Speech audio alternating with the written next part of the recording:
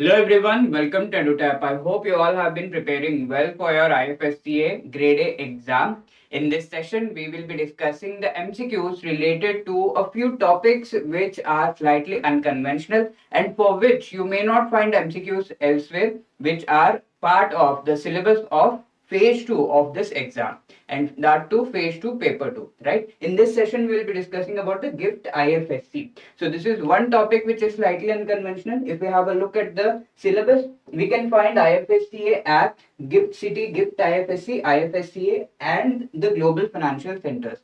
We will be discussing MCQs with respect to these topics through these series of sessions, right? So in the previous session, this question was asked as a homework question: the minimum capital requirement in foreign currency to be maintained at all times of a parent Indian bank which wants to establish an IFSC banking unit in IFSC is in India is dash. Okay, so let's say there is a parent bank which functions in India. For example, the State Bank of India, it wants to establish a banking unit in the IFSC for all purposes. Now we know that we have one IFSC, that is the GIFT IFSC.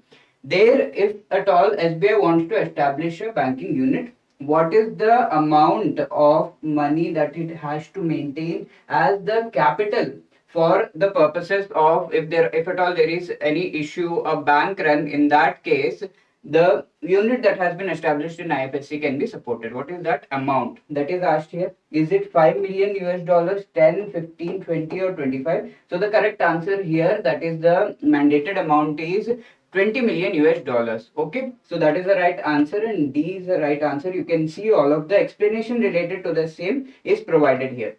Moving on to the first question of this session, here we have: which among the following statement is or are correct with respect to IFSC banking units established in IFSCs in India? So these IFSC banking units, the statements which are given are related to those which have been established in IFSCs. The first statement says they are allowed to open foreign currency current accounts for trading activities. So as per the mandate, the IFSCA has to regulate the activities that are being performed within the IFSCs by the banking units and various other units too.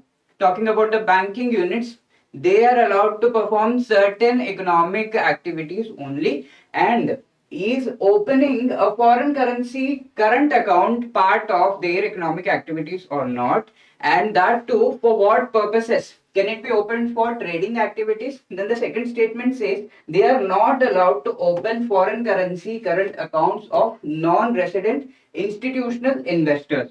Okay, so is this facility not available for the non-resident institutional investors? Okay, so you can yourself think about the second statement. It looks slightly vague and also not supportive of the main function that the IFSCs actually have to perform, right? So let's see. The third statement says they are allowed to open foreign currency current accounts for investment activities. Okay, so they are allowed to open these accounts for investment activities. The first question here is: are these units allowed to open foreign currency current accounts? Okay, so what is that? A current account, as we know, provides certain benefits to the businessmen, mostly the benefits of carrying out limitless transactions or a large number of transactions which businessmen and these entities are actually required. So current account which caters or which has transactions related to foreign currency, is that allowed? Yes, so that is allowed for them.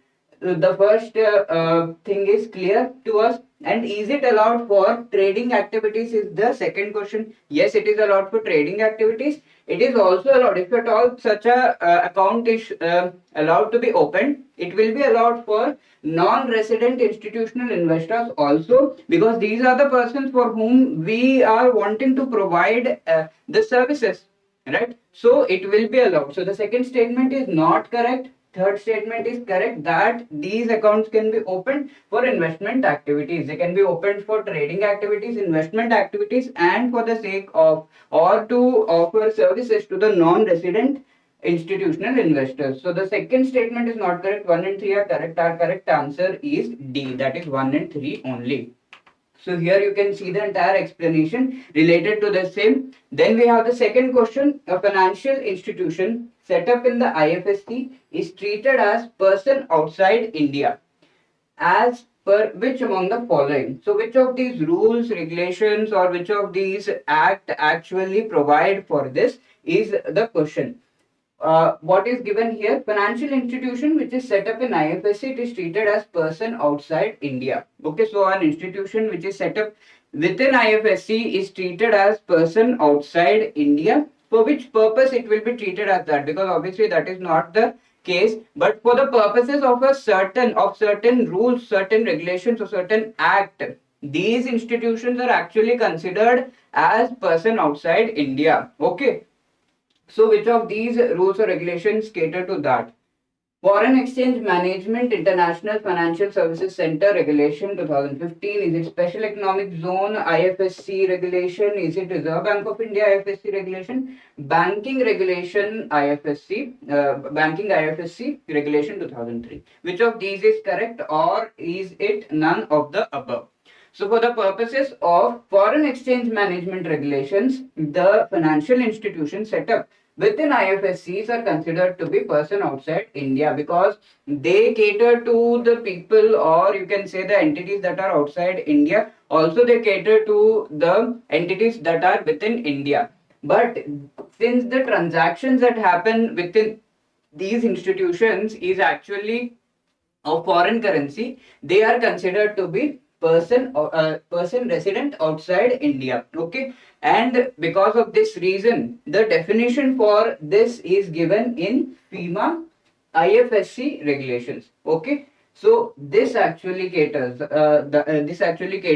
to this, and it defines these institutions and as person resident outside India. So A is the right answer here. You can see the explanation related to the same. So person resident outside India has been defined in these regulations, and the institutions that are set up within IFSCs, financial institutions, they are considered to be that because they transact in foreign currencies, right? That is one reason. There are various other reasons, right? So we need not go deep into that, but yes, these regulations are related.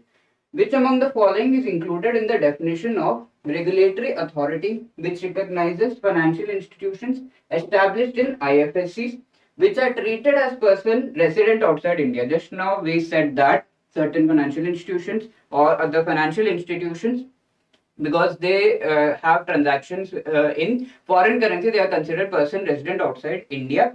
These have been established in IFSCs, but these financial institutions are to be recognized by certain regulators. Okay, recognized in the sense we already read that the financial institutions or the units are to be established in IFSCs after they get dual approval, right? One of the approval is of the regulatory body. Okay, let's say a banking unit is to be established, RBI has to give approval, and then the development commissioner of the SEZ also has to give permission. Okay, so these two approval are to be taken, and the approval actually recognizes that specific financial unit there.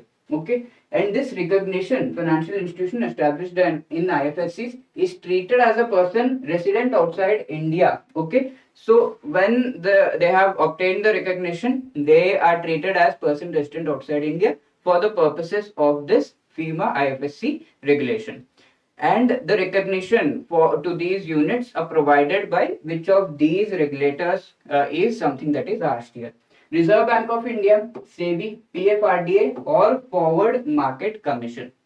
So the Forward Market Commission actually caters to the commodity market and the forward market. That is something that we know, and that is the regulator for them. So which of these regulators are actually listed to recognize these units for the purposes of the units being considered as person resident outside India with respect to the FEMA IFSC regulations? I hope these things are clear. Okay, here all of these regulators actually are included to recognize the entities, the units established in IFSCs And so the correct answer here is E. Okay, we might get a confusion that is FMC included? Yes, the definition, the regulations actually include FMC also. Okay, need not get confused, because we have read that the other regulatory body that is related to these is IRDAI. Yes, IRDAI is also included, FMC is also included, because obviously we have the transactions or the forwards in commodity markets within the IFSCs also. So E is the right answer. For the purposes of this FEMA IFSC regulations, we actually have the definition of regulatory authority, which recognizes these institutions. The regulatory authority includes RBI, SEBI, IRDA. We also have PFRDA and FMC, or any other statutory authority empowered to regulate financial institutions in this way. Okay, so option E is the correct answer here. Coming to fourth question, a financial institution established in an IFSC is allowed to carry out which among the following activities? Okay, so a financial institution can carry out which of these activities? Conduct business in foreign currency, conduct business with Indian residents, conduct business with foreign nationals. Okay, so here we have the activities that can be performed within an IFSC. Is a financial institution allowed to perform all of these activities? Is something that is asked. Yes, this is the main aim. We definitely want to conduct business in foreign currency within IFSCs. Now, conducting business with Indian residents is also something that is allowed. Business with foreign nationals is also allowed. So, all of these are allowed. Our correct answer becomes 1, 2, and 3. Because as we know, IFSCs are the region within SEZ which actually provide for all of these services to the international market, international entities, and also to the Indian residents. Okay, so all of these are correct. And yes, the transactions within IFSCs are to be conducted in foreign currency. It is what we have learned in IFSCA Act. And if you remember which section of IFSCA Act actually talks about foreign currency, you can let me know in the comment section. Okay, we need to keep revising these things and keep linking them with each and every aspect that we study. Now, is the right answer? You can see the answer here. Okay.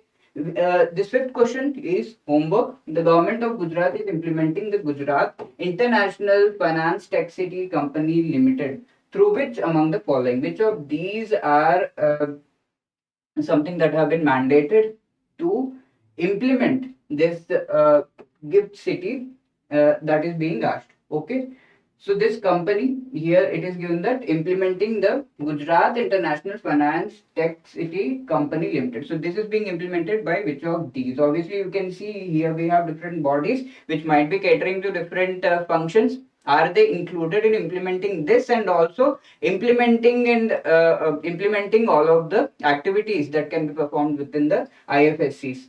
Gujarat Urban Development Company Limited is the first option here. Gujarat Maritime Board is the second one. Gujarat Industrial Development Corporation is the third one. Let me know the answer in the comment section. I hope you will be answering it right.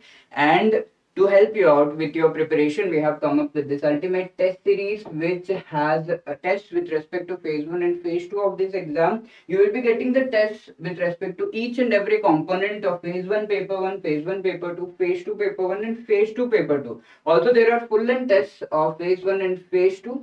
Right, so all of these are provided in this test series. You can avail that by clicking on the link in the description. If you have any other queries, you can call us on this number 8146207241 or drop a mail at hello@edutap.co.in. I hope you have been preparing well. All the best. Jai Hind.